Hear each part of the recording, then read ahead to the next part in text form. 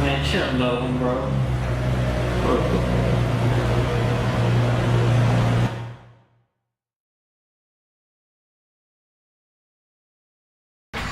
My DJ name is Kay Illah. And a lot of people probably like mispronounce it. They're like, "Oh, Kayla," and I'm like, "No, it's not Kayla. It's Kay Illah." So yeah, Kay Illah. Yeah.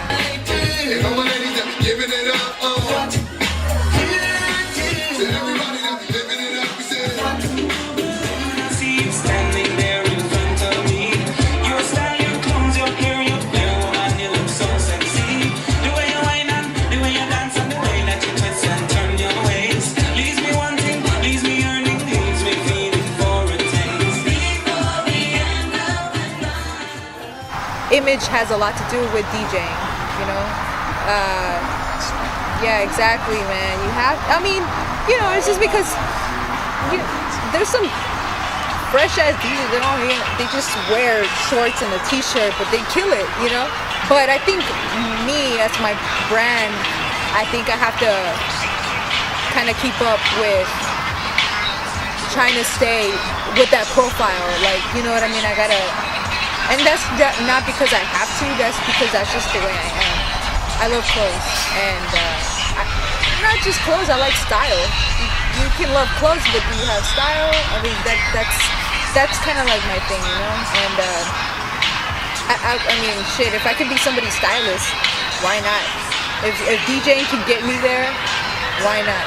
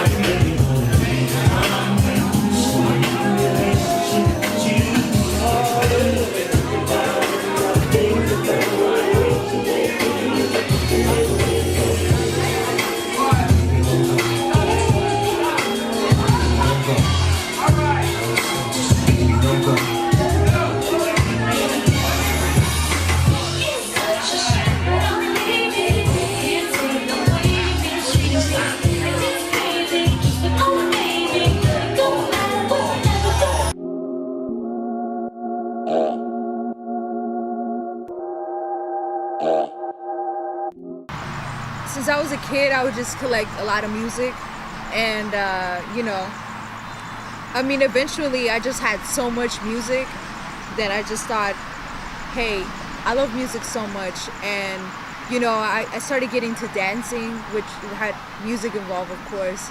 So then I was like, yo, of course I'm not gonna go and dance, like, you know, like have that as my profession. So then I just wanted to be involved somehow in with music or something related to it. So then I decided, yo, I want to make beats. So then I was like, let me go ahead and think about that. I wanted to go to that Full Sail University in Orlando, and signed up for it. I went through the whole process, and actually, it clicked to me. I'm like, do I really want to make beats? Because if I make beats, I'm gonna think about a song that I already heard. You know what I mean? I just didn't think I was creative enough for that.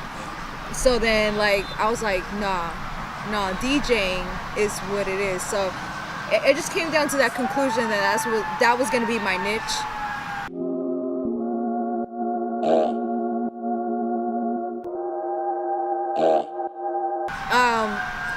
Honestly, I just went, looked for it. Finally, this guy named Jose from Ill Fated, who's Fat Tony's DJ, he put me on. So he's like, yo, if you really want to DJ, I'm gonna give you this guy's number, and he, you know, you can arrange things with him, and he can teach you or whatever. So he finally did. I finally went through it, and I was like, I just got determined. I was like, you know what, I gotta do this. So then I would go to his house, like I would say every 2 weeks. He would teach me. He would like go cop you some gear. And honestly, I just started with this little Pioneer controller, like little small ass shit, like SB. And I started practicing on that.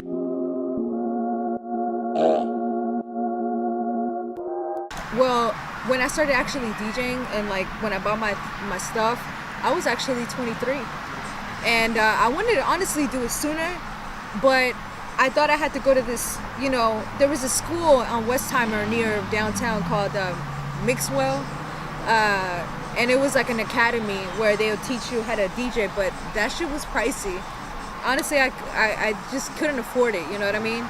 But I kind of gave up on it, and then I was like, man, I don't have the money for it, you know what I mean? But then a year later, that's when the guy hooked me up with that guy, and he taught me how to, you know, basically the basics of DJing. So yeah, I just went for that.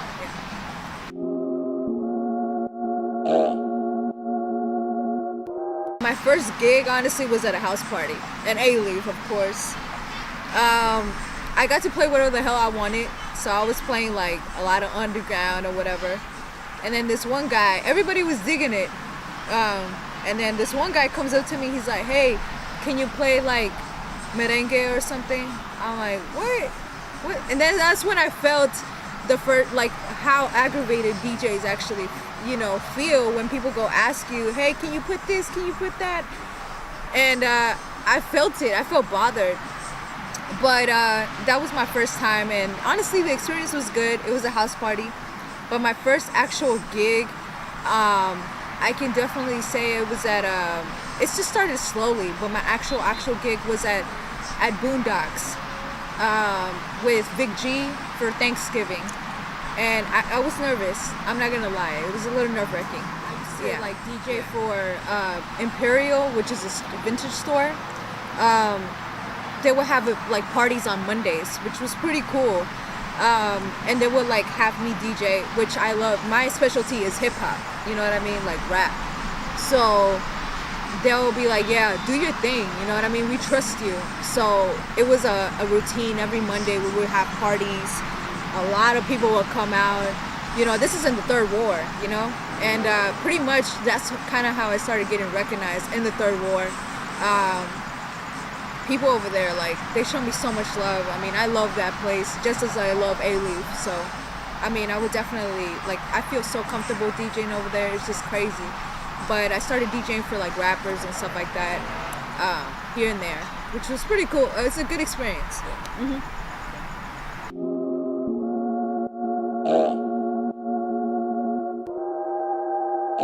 So as a female, I don't really look at it as, like, oh, I'm not going with that state of mind, oh, they're gonna look at me some way because I'm a female. If anything, I feel special in some sort of way, you know what I mean? But at the end of the day, is female or male, can you deliver? That's the question. So maybe the audience, maybe at the beginning, now it's more acceptable if a female DJ comes in and steps in and rocks, you know what I mean? But I just not everybody's gonna like me, you know what I mean? Not everybody's gonna like my style, and that's totally I'm okay with that. And I respect it, you know what I mean? Just as there's certain type of music that I don't like, but I respect it. Because it's not my choice. It's not the type of music that I choose to listen to in my car.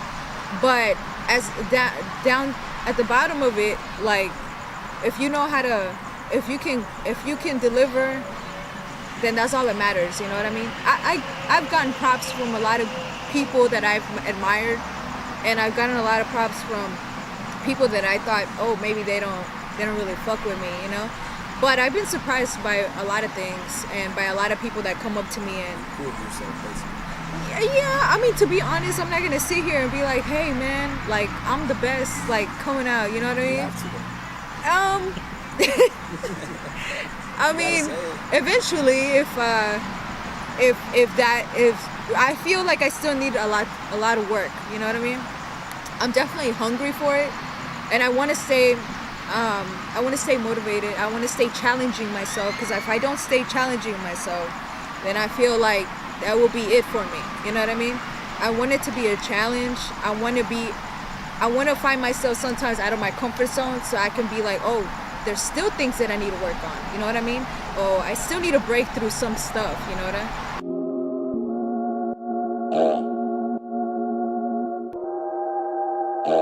You know what? I found myself lately mixing a lot of like, you know, a lot of instrumentals. I don't know if you're familiar with like Selection and stuff. I'm not trying to be like Selection, but I appreciate their music and their sound, because I thought I was the only one thinking like this, but I like house music and I like rap and hip hop, and if I can mix it all together, I will. And if it sounds good, I will. You know what I mean?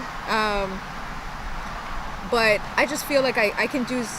I like to play with my music and my genres, but there's a certain place and time where I can do that. I can't do that all the time, because you have to be able to read the crowd and stuff like that. So I mean, sometimes you can get away with it, sometimes not. I mean, I don't think there's no rules. You know what I mean? There's no rules, but I'm not gonna go DJ at a conservative ass spot and like start DJing some like Tupac. You know, everybody loves Tupac, but you know what I mean. You know, or some like 10 Crack Commandments or some shit like that. I'm not gonna drop that shit there. You know what I mean?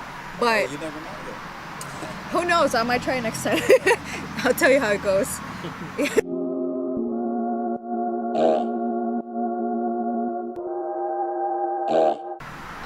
Crazy. I would definitely say crazy in a good way.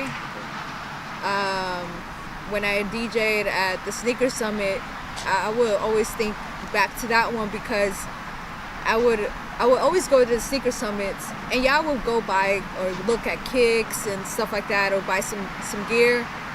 But I remember DJ Rogers was DJing at the Toyota Center they will block the whole area for the Sneaker Summit. And I went up to him one day and I was like, oh, yo, like, so is this like, you know, I was just asking him some DJ questions where he probably thought like, girl, I'm trying to work here, like, get the fuck out of here, you know what I mean? But it's just crazy, because then later on, I got called to do the Sneaker Summit. And of course, I was basically on the same, like DJing on the same stage as DJ Rogers. So that to me was crazy, because you never know how powerful, like, you know, it's like the law of attraction. If you really want something, you get there. And then you think about it like, shit, I actually put my mind to it and it happened. You know what I mean? It's just crazy to me. Exactly. You just, you know, speak into existence or think into existence and it happens, you know? Yeah, so that was crazy to me. But any negatives, I try not to look at it, because if not, it's just gonna drain me.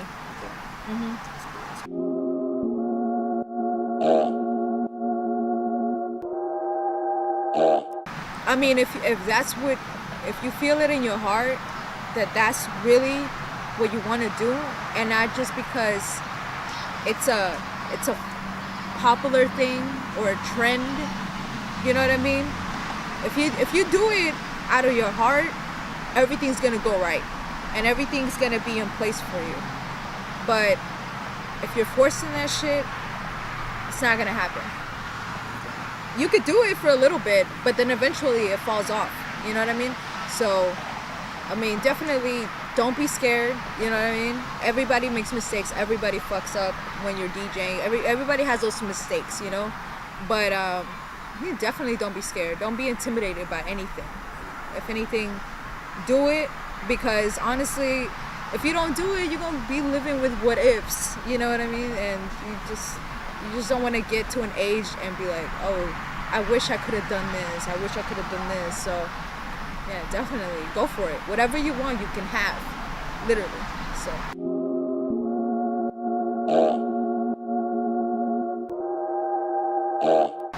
Go on tour, go DJ in other countries, and you know, if I can, eventually when I get to an age where, okay, I'm getting too old for this, you know, if I can open up an academy or something like that to teach not only females, young kids how to DJ. My DJ name is Kay Illah. A lot of people probably like mispronounce it, and they're like, oh, Kayla, and I'm like, no, it's not Kayla, it's Kay Illah. So yeah, Kay Illah. Give a shout out to all my peeps in A-League for sure. And then shout out to everyone in Houston, really. Anybody that supports me, that goes and listens to my SoundCloud, that, you know, anybody. And if you don't know me, well, you know, eventually you will. I'll come across somehow, some way. My IG is Kay Illah, so pretty much is Kay and then ILLAH. So you can just find me through there. And yeah, pretty much I appreciate everyone that comes out every time and comes and supports me. Pretty much, yeah. Mm-hmm. Yeah.